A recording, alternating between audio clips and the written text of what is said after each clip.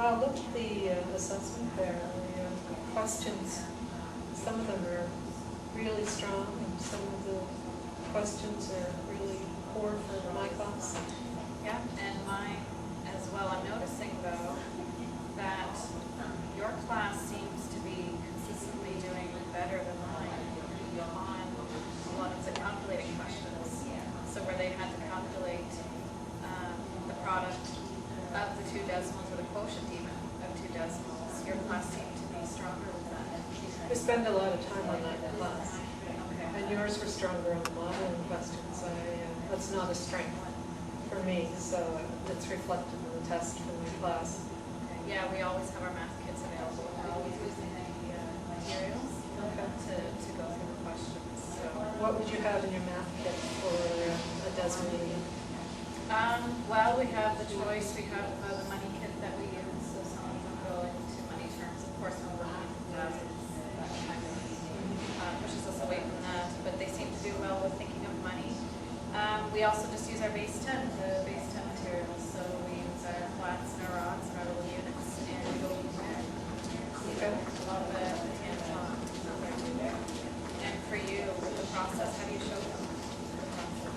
A lot of it is explaining the process on the board and going over it repeatedly, of course, but explaining each step and making sure that the children seem to be with me at each step of the way, and explaining what's happening, and just going over it several times, several days in a row, and the children get practice.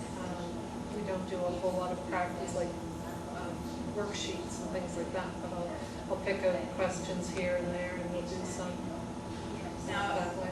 Are you always up at the board leading them through the questions, or do some of the students go up to go through some of the questions, or how do you approach that? We do it both ways. I'll ask for volunteers. I never pick a student and make them come up, but I'll ask for a volunteer to come up. And while someone's on the board, is the rest of the class working on the questions at the same time, or do they already have the questions solved and then they're reviewing it, or how do you approach it? It depends. Sometimes we're reviewing what they've done for homework, and they're doing it that way. Sometimes volunteer comes up and the rest of the students will be trying to do it as proceeds. Or we're having some students, maybe one student at the board and other students are walking them through it, explaining what they should be doing. So each step, so maybe the person who's simply there as the recorder, and other students in the class are teaching them or telling them what they should be doing at each step of the way, and I would pick one student for the first step, and okay, let's pick somebody else, and so everybody's involved or included. Yeah. All right. Yeah, with the materials, with the base 10, I have my magnetic base 10 up on the board, and the students love coming up to use those. So only at the beginning of introducing the units will I show some examples and model some examples of the but they come up, they even choose which base 10 material is going to represent which decimal or which value of the number, and then we talk about that and how that makes sense. So they're coming around to that understanding on their own, and then they use that discussion and lesson to help them use the materials and model in a way of calculating those questions. So, but it looks like that's not translating into the actual process, the actual calculating. So, well, there's always seems to be that disconnect between concrete and abstract. Getting the children to make that leap from the concrete so that they're able to go from using those manipulatives or drawing the pictures, because that's equally valid. I realize I don't spend enough time on that in my class. And then having them do the calculator. They don't seem to understand go from one to the other very readily. okay. But it might be interesting for both of us to try and see how it works is using the prayer model and having one of the sections drawing out, like I said, drawing out the materials. So they don't use the materials ahead of time.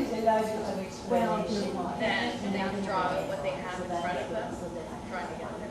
And maybe in another section, that's when they could actually use the digits. So showing it. Maybe they could do a non-example too to show us how that doesn't match up. So maybe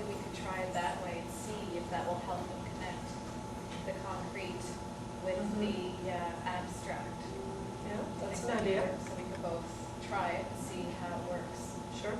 Another thing we need to consider is if you look at Question question 8, eight. yeah, both of our classes were unsuccessful with that question. Well, that was a combo question where they had to do both the modeling and the calculating. So your students probably did well on the modeling section and didn't do very well on the calculating part of that. And my class didn't do very well on the modeling, but did well on the calculating. So I think if we brush up in both classes on the area that we're sort of falling down on, perhaps when we do this assessment again, we'll find that the students actually improve on that question. Okay, that's a good idea. So we'll leave the question, I think so. try. I think we have to give it the teaching a chance. Okay. And hopefully we'll notice a difference next time we do this assessment. Great. What about individual students? Did you notice any surprises? I did have a couple of surprises. I had 2 of my stronger students with math that are often volunteering in class and doing well on other assessments. Neither of them were successful with that question 8. So that surprised me that they couldn't pull it together. Yeah.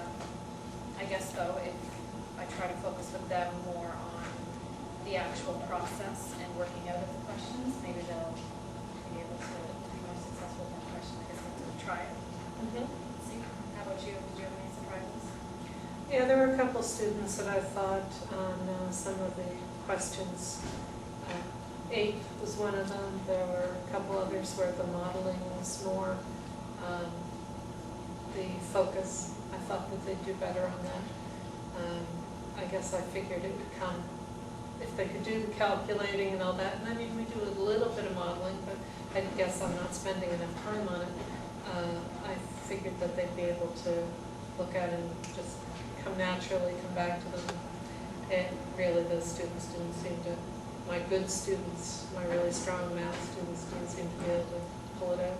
Okay. Well, it seems then that the rubric that we use to assess our actual assessment we created, that seems to be good.